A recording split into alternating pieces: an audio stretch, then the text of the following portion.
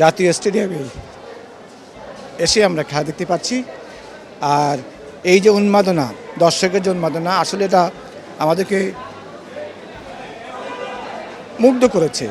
বসে বসে অ্যানালাইসিস করি যে কোথায় আমার মেয়ের ভুলটা হয়েছে, আমি সেটা নিয়ে তাকে পরামর্শ দিই।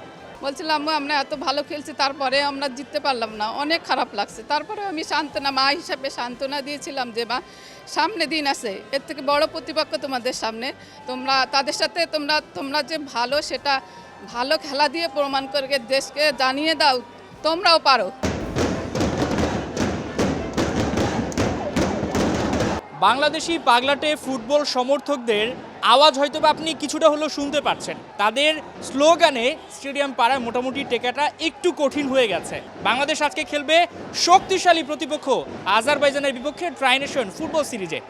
আমার সঙ্গে আছে বাংলাদেশ নারী ফুটবল দলের ক্যাপ্টেন আফিদা খন্দকারের বাবা মা। তাদের সঙ্গে একটু কথা বলতে চাই। তারা সাতক্ষীরা থেকে ছুটে এসেছেন মেয়ের খেলা দেখার জন্য। প্রথম ম্যাচটা বাংলাদেশ হেরে গেছে, মন খারাপ তো অবশ্যই হয়েছে, নিশ্চয়ই মা বাবার সঙ্গেই সেটা শেয়ার করেছে আফিদা। ম্যাচ শেষে কি কথা হয়েছিল আপনাদের সঙ্গে? প্রথম ম্যাচটা খেলার পরে ও অনেক এত মন খারাপ ছিল তা বলার মতো না। বলছিলাম আমরা এত ভালো খেলছি, তারপরে আমরা জিততে পারলাম না, অনেক খারাপ লাগছে। তারপরে আমি সান্ত্বনা, মা হিসাবে সান্ত্বনা দিয়েছিলাম যে মা, সামনে দিন আছে, এর থেকে বড় প্রতিপক্ষ তোমাদের সামনে, তোমরা তাদের সাথে তোমরা যে ভালো, সেটা ভালো খেলা দিয়ে প্রমাণ করে দেশকে জানিয়ে দাও তোমরাও পারো, তোমরা ভালো কিছু করতে পারো। তোমরা অবশ্যই আজকে জিতবে আল্লাহ রহমতে। আর সবার দোয়া আছে, আর সবাই দোয়া করবেন যেন ওরা আজকে ভালো রেজাল্ট করে মাঠ থেকে হাসি মুখে বের হতে পারে। একটা সময় তো দর্শক খরা ছিল বাংলাদেশের ফুটবলে, এখন আপনি নিশ্চয়ই ঢোকার সময় দেখেছেন সবার কি উন্মাদনা। এটা কতটুকু এনজয় করেন? আজ থেকে 2 বছর আগেও কি ভেবেছিলেন যে এই ধরনের পরিবেশ দেখতে পারবেন বাংলাদেশের ফুটবলে? আসলে না, আজকে এই স্টেডিয়ামের সামনে এসে এত ভালো লাগতেছে, জীবনে কল্পনাও করিনি হয়তো মেয়েদের খেলায় কখনো এরকম দর্শক আসবে। তা আসলে সকল দর্শকদেরকেও আমাদের ধন্যবাদ দিলেও ছোট করা হবে। তারা যে এসছেন এজন্য অনেক অনেক অনেক ধন্যবাদ তাদেরকে। আর অনেক ভালো লাগতেছে যে সবাই এত মেয়েদের খেলায়ও এত দর্শক আসতেছে এই জন্য। স্টেডিয়ামে যখন ঢুকছিলেন আপনার মেয়ের ব্যানার ফেস্টুনে ছবি দেখতে পেয়েছেন, পুরো বাংলাদেশ নারী ফুটবলটাকে ব্র্যান্ডিং করা হয়েছে, নতুনত্ব দেখতে পাচ্ছেন। প্রত্যাশাটা তো অনেক বেশি যে বাংলাদেশ প্রথমবারের মতো এশিয়ান কাপের মূল পর্বে খেলছে অস্ট্রেলিয়ায়। ঢাকায় আসার পর টিমের সঙ্গে দেখা হয়েছে কিনা, বাকি ফুটবলাররা কি বলেছে, আপনি তাদেরকে কি বলেছেন? এখনও মেয়ের সাথেও দেখা হয়নি, কারোর সাথে দেখা হয়নি। আমাদের আরও প্রত্যাশা থাকবে। এবার তো এশিয়ান কাপে কোয়ালিফাই করছে, আমরা চাবো এর থেকে আরও বেটার পর্যায়ে যাইতে। সবাই দোয়া করলে, বাংলাদেশের 18 কোটি মানুষ যদি দোয়া করে, তাহলে একদিন আমরা অবশ্যই বিশ্বকাপের মঞ্চে পৌঁছাবে অতি শীঘ্রই। একটু আফিদার বাবার সঙ্গে কথা বলতে চাই, যিনি নিজেও ক্রীড়া সংগঠক, নিজে কোচ, মেয়েকে তিনি নিজে কোচিং করিয়েছেন। তার আরেকজন মেয়ে রয়েছে, বড় মেয়ে আফরা খন্দকার, সেও কিন্তু একজন স্পোর্টসম্যান, বক্সার।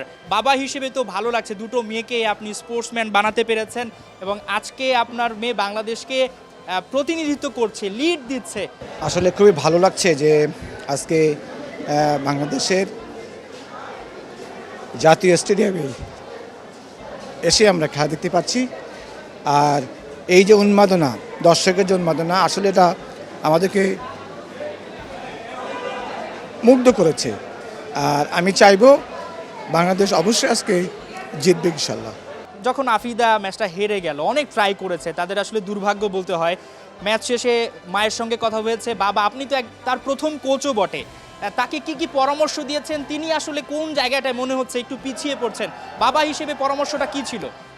আসলে ওর খেলাগুলো সবসময় দেখি এবং আমরা এই খেলাটা যখন শেষ হয় তারপরেও আমি টিভিতে এবং ইউটিউবে দেখি, বসে বসে অ্যানালাইসিস করি যে কোথায় আমার মেয়ের ভুলটা হয়েছে, আমি সেটা নিয়ে তাকে পরামর্শ দিই।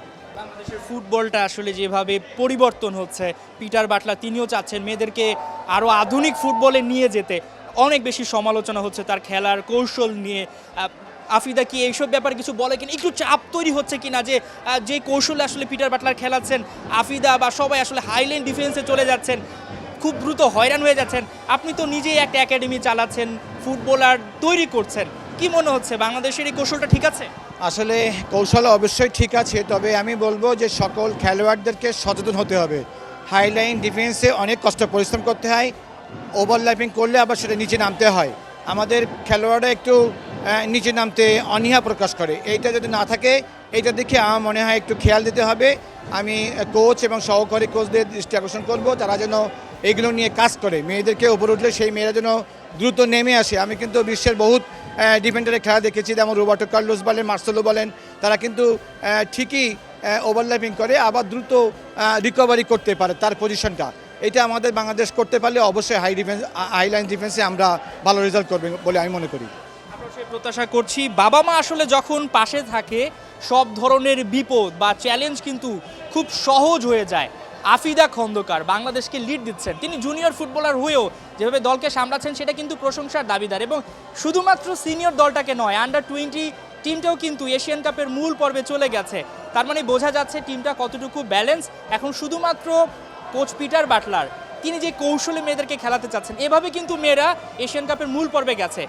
এই যে কৌশল রপ্ত করাটা, যেমনটা আফিদা খন্দকারের বাবা বললেন, সেটা কিন্তু মেয়েদের রপ্ত করতে হবে এবং হাল ছেড়ে দিলে হবে না। কারণ এখন গোটা বাংলাদেশের 18 কোটি মানুষ মেয়েদের দিকে তাকিয়ে। মেয়েরা এর আগে অনেক সাফল্য নিয়ে এসেছে, সাফে তারা সেরা হয়েছে, এবার সেরা হওয়ার পালা এশিয়ান কাপের মঞ্চে।